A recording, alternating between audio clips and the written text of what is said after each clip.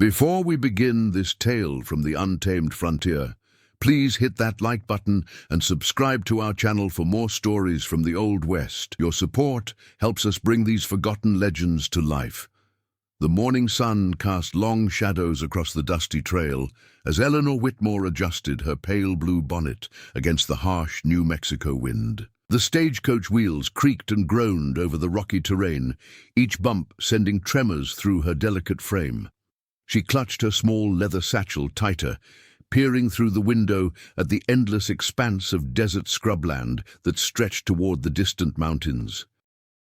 Her father had warned her about this journey from Santa Fe to Albuquerque, but Eleanor's stubborn nature had prevailed. At 19, she possessed the kind of determined spirit that refused to be caged by societal expectations. Her auburn hair, neatly pinned beneath her bonnet, caught the golden light as she gazed at the wild landscape with a mixture of fascination and growing unease. The stagecoach driver, a grizzled man named Jake Morrison, kept glancing nervously at the rocky outcroppings that flanked the narrow trail. His weathered hands gripped the reins tighter as his eyes swept the horizon for any sign of trouble. The two horses pulling the coach sensed his tension, their ears twitching at every sound carried on the desert wind. Beside Eleanor sat Mrs.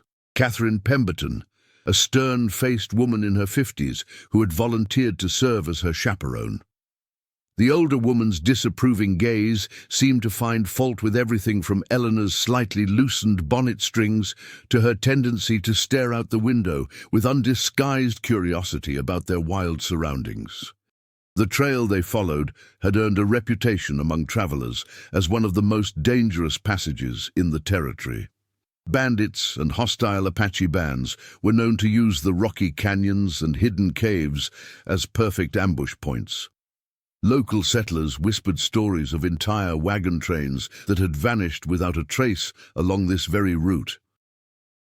As the morning progressed, the sun climbed higher, turning the desert air into a shimmering furnace. Eleanor dabbed at her forehead with a delicate handkerchief, the heat making her traveling dress feel increasingly uncomfortable.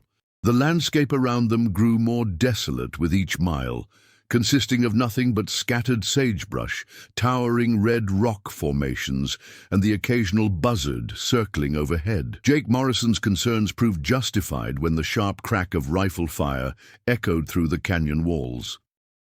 The horses reared in panic as masked bandits emerged from behind the rocks, their weapons trained on the small party. Eleanor's scream caught in her throat as she watched three rough-looking men approach the stagecoach with obvious hostile intent. The leader of the bandits, a tall man with a thick black beard and cold grey eyes, gestured with his rifle toward the coach door. His voice carried the gravelly tone of someone accustomed to getting his way through intimidation and violence. Mrs. Pemberton clutched Eleanor's arm so tightly that her fingernails left marks through the fabric of her dress. Eleanor's heart hammered against her ribs as the bandit leader yanked open the coach door. The smell of unwashed bodies and stale whiskey filled the small enclosed space. His leering gaze swept over both women before settling on Eleanor with an expression that made her stomach turn with revulsion and fear.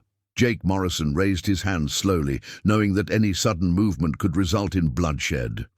The shotgun rider who had been seated beside him lay motionless on the ground, struck down by the initial volley of gunfire. The horses stomped nervously in their traces, foam gathering around their bits as they sensed the violence in the air. The bandit leader's companions began searching through the luggage strapped to the top of the coach, tossing Eleanor's carefully packed belongings onto the dusty ground. Her favorite books, delicate undergarments, and small personal treasures were scattered carelessly among the rocks and thorny bushes that lined the trail.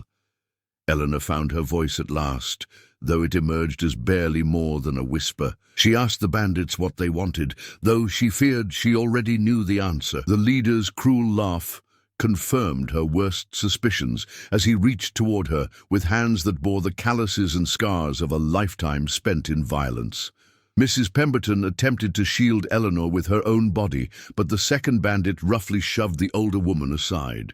She struck her head against the window frame and slumped unconscious against the leather seat. Blood trickled from a cut above her temple, staining her grey travelling dress with bright crimson droplets. The desert wind suddenly shifted, carrying with it a sound that made all three bandits freeze in their tracks. It was a war cry, high and piercing, that seemed to emanate from the rocks themselves. The haunting call echoed off the canyon walls, multiplying and amplifying until it filled the entire valley with its ominous resonance. From the ridge above, a figure appeared as if materializing from the very stone itself, tall and lean, with skin bronzed by years under the desert sun. The Apache warrior moved with the fluid grace of a mountain cat. His long black hair flowed freely in the wind, and war paint marked his high cheekbones in patterns that spoke of his tribal heritage. The warrior carried a bow made from seasoned wood, with arrows that had been crafted with deadly precision. His muscular frame was clad in traditional Apache clothing, consisting of a breechcloth, high moccasins, and a shirt decorated with intricate beadwork. Around his neck hung a medicine pouch that contained sacred items blessed by the tribal shaman. Eleanor watched in amazement as the Apache warrior seemed to flow down the rocky slope like water finding its natural course. His movements were so fluid and silent that even the nervous horses barely registered his presence. She had never seen anyone move with such natural grace and obvious connection to the harsh desert environment. The bandit leader shouted orders to his companions, but panic had already begun to set in among the three men. They had expected to face only an unarmed stagecoach driver and two helpless women, not a skilled Apache warrior who appeared to have emerged from their worst nightmares about the dangers of the frontier. The warrior's first arrow found its mark in the shoulder of the nearest bandit, spinning the man around and sending his rifle clattering onto the rocky ground. The wounded man cried out in pain and surprise, clutching at the arrow shaft that protruded from his flesh. Blood seeped between his fingers, staining his dirty shirt. Before the other bandits could react, the Apache warrior had already nocked and released a second arrow. This one struck the leader in the thigh, causing him to stumble backward against the stagecoach. His face contorted with pain and rage as he struggled to maintain his footing on the uneven terrain.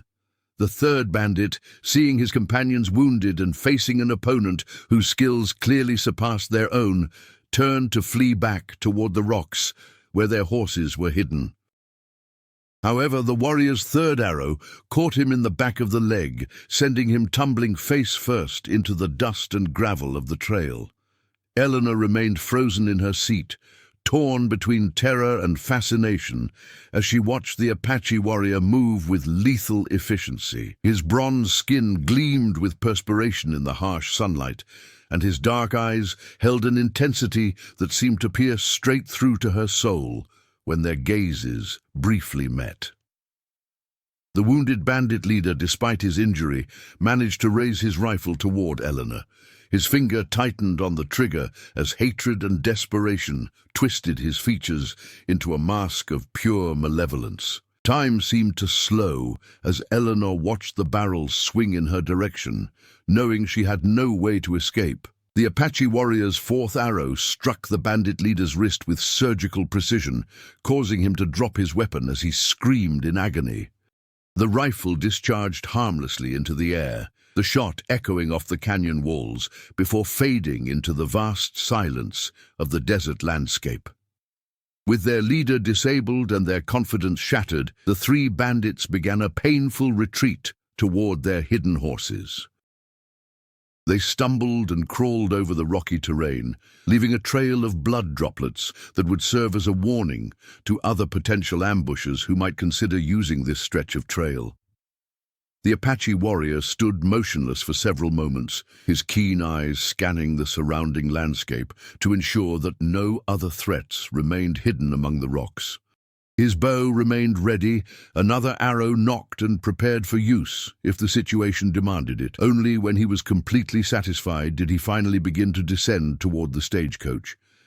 Eleanor's breath caught in her throat as the warrior approached. Up close, she could see the intricate details of his war paint and the proud bearing that spoke of noble heritage. His eyes, which had appeared so fierce during the battle, now held a gentleness that surprised her. She realized he was probably close to her own age, perhaps 25. The warrior's gaze swept over the scene, taking in Mrs. Pemberton's unconscious form and Eleanor's obvious state of shock. Without speaking, he moved to check on the older woman, his touch surprisingly gentle as he examined the cut on her temple. His knowledge of healing herbs and traditional medicine was evident in the careful way he assessed her injury. Jake Morrison, who had remained silent throughout the encounter, finally found his voice. He thanked the Apache warrior in broken Spanish mixed with a few words of Apache that he had picked up during his years on the frontier. The warrior acknowledged the gratitude with a slight nod, but kept his attention focused on the two women. Eleanor struggled to process everything that had just occurred. The stories she had heard about Apache warriors painted them as savage enemies of civilization, yet this man had risked his own life to save her from a fate that would have been far worse than death. His actions directly contradicted everything she had been taught about the indigenous peoples of the territory. The warrior turned his attention to Eleanor, his dark eyes studying her face with an intensity that made her feel exposed and vulnerable. When he spoke, his voice was deep and surprisingly gentle, though she could not understand the Apache words he used. The rhythm and cadence of his speech were unlike anything she had ever heard. Eleanor found herself responding to his obvious concern. Though she could not understand his language, she gestured toward Mrs. Pemberton and then toward herself, trying to communicate that they were both unharmed thanks to his intervention. The warrior seemed to understand her meaning and nodded slowly. Jake Morrison gathered up Eleanor's scattered belongings, his hands shaking slightly, as the full impact of what had almost happened began to sink in. He had driven stagecoaches for 15 years and had never encountered such swift and decisive action from anyone, let alone an Apache warrior who had no obvious reason to help white settlers. The warrior produced a small leather pouch from his medicine bag and carefully sprinkled some of its contents into a small amount of water from his drinking gourd. He gestured for Eleanor to help him lift Mrs. Pemberton's head while he applied the mixture to her wound. The older woman stirred slightly at the touch of the cool liquid. Eleanor watched in fascination as the warrior worked with practiced efficiency to clean and dress Mrs. Pemberton's wound. His hands moved with the confidence of someone who had extensive experience treating injuries sustained in battle. The herbal mixture he used seemed to have an immediate beneficial effect on the cut, as Mrs. Pemberton began to regain consciousness. Her eyes widened with alarm at the sight of the Apache warrior leaning over her. Eleanor quickly placed a reassuring hand on the older woman's shoulder and tried to explain what had happened. The warrior stepped back respectfully, giving the frightened woman space to recover. The sun had moved considerably across the sky during the encounter, and Jake Morrison knew they needed to continue their journey if they hoped to reach the next way station before nightfall.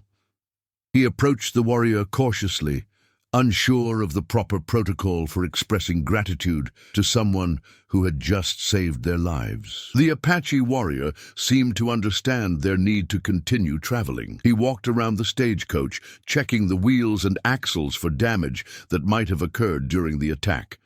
His thorough inspection revealed that the coach remained in good condition despite the violent encounter. Eleanor found herself studying the warrior's face as he worked, noting the strong jawline and the way his hair moved in the desert breeze. She had never been this close to an Apache before, and she was struck by how human and vulnerable he seemed, despite his obvious skill as a fighter. Her sheltered upbringing had not prepared her for such a complex situation. The warrior gathered up the bandits' abandoned weapons and examined them briefly, before tossing them into a deep crevice where they would be lost forever.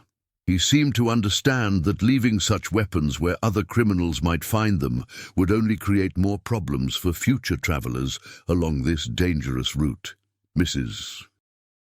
Pemberton, now fully conscious though still shaken, attempted to thank the warrior in her limited Spanish.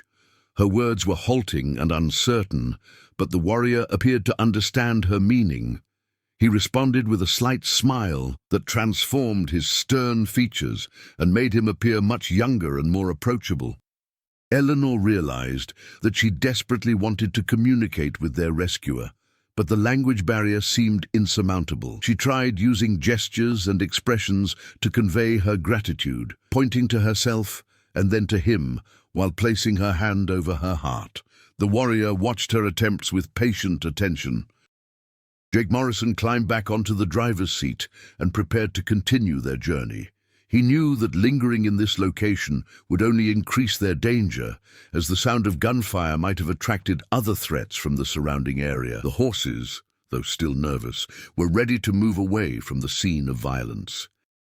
The warrior stepped back from the stagecoach and raised his hand in what Eleanor interpreted as a farewell gesture. She felt a strange pang of disappointment at the thought that she would never see him again or have the opportunity to properly thank him for his heroic actions. The brief encounter had affected her more deeply than she could have imagined. As the stagecoach began to move forward along the dusty trail, Eleanor turned to wave goodbye through the rear window. The Apache warrior remained standing in the same spot, his tall figure silhouetted against the red rock formations.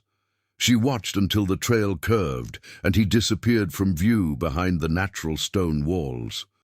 The remainder of the journey passed in relative quiet, though Eleanor found herself constantly scanning the landscape in hopes of catching another glimpse of the mysterious warrior who had saved her life.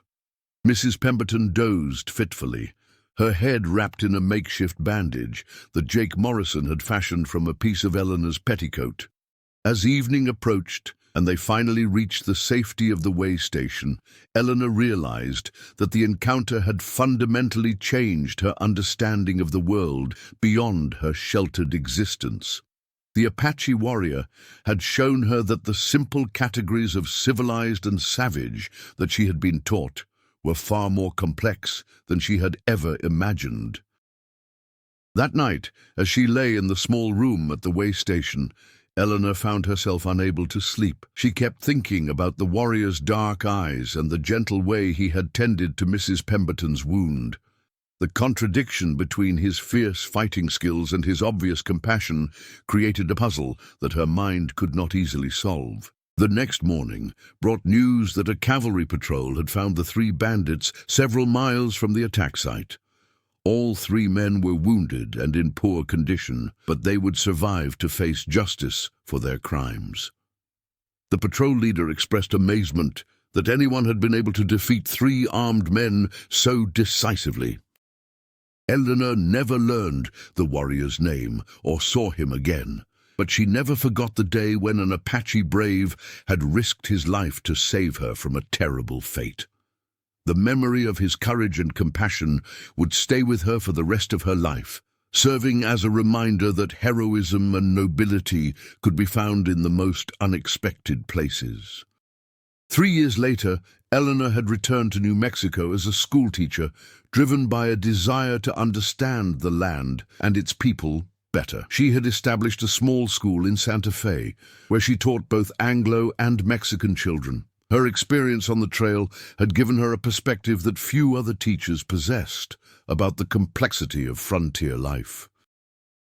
One afternoon, while walking through the market square in Santa Fe, Eleanor noticed a commotion near the blacksmith's shop. A group of townspeople had gathered around a Native American man who was attempting to purchase supplies.